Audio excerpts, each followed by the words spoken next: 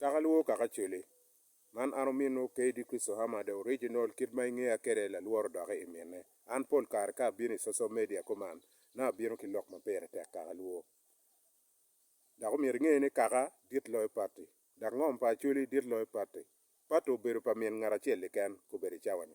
Dak wan wayele to twale party. Eno gimo maber ma party otimo pi wan kakaluo machala chuli peke. Ona dat party dake tika kwanyo lonyo pa chuli. Party dak tika wono megewa. Party tika wono lutino kijwa. Party tika wono montowa. Dong tin ana mira kati me wechu dira ng'o kit malurok tika mae kere ki ng'om wa iloba chuli kakaluo. Ineno gin mati atime iloba chuli ka ini chere western no apopoka na dit mada. Diro ma lurok okelo ene gunone umiero kong gikel betting center ako me bale wi bulu wa. Wek peko chier dong kaneno lok me porro kono farming. Dako miero gikel kon saket. Weko bal wi bulu wa ko bulu bet kamero. Iya dai loba chuli kubet ka ini chero. Ibi none ni ana chiel bula chiel mogo meti ana bich. Ki apie nyoni. Kubedo ngo lako nying kon saket kilwone apie nyoni. Kakaluo kakachuli. Kuntene western kuja pebi no betting center mo. Ng'ato mo ke ken mo oe western. Iromo ngono an. Chere i comments mamigi i social media i kom lok ma loko ene. Ka loko gopa. Choro i comment mamigi ni KRISTO HUMMER no ni in la gopa. Ana chero i western no betting center fote kuna ta. A chere western reason ano kon saket duan ta kuno. Peluo. Choro i comments mamigi ite lok ma ana loko ene. Kakaluo kakachuli. Kuberi shawane wano dongo chien. Ngom pa chulu tiyo chero mubako gom.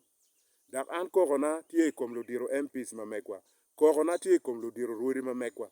Piene ka yamno gien go bet jo matego. Uno kere bete lutini wagi charo ngom. Uno pegi charo wil mayot. Uno gube charo wil matek.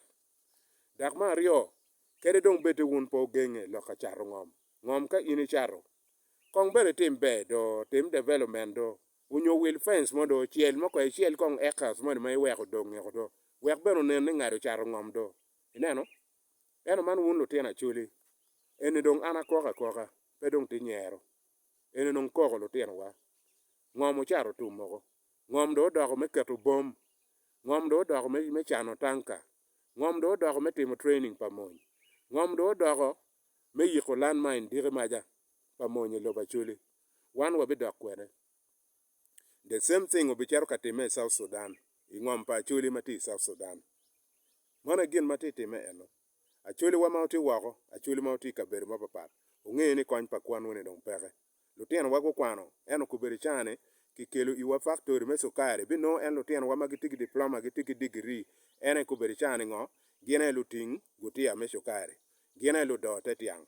Ana logo. KRISTO HUMMER. Rod lubang gwoku.